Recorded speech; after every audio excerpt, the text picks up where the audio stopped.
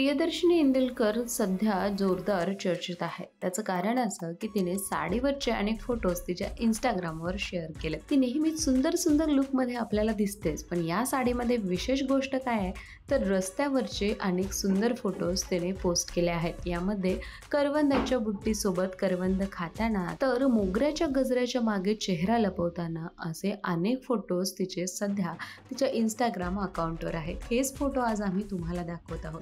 यामध्ये प्रियदर्शिनीचा लुक इतर वेळेपेक्षा थोडासा वेगळा आणि हटके दिसतोय आणि तिला भरभरून प्रतिसादही येतोय. चाहते अक्षरशः तिच्यावर फिदा आहेत.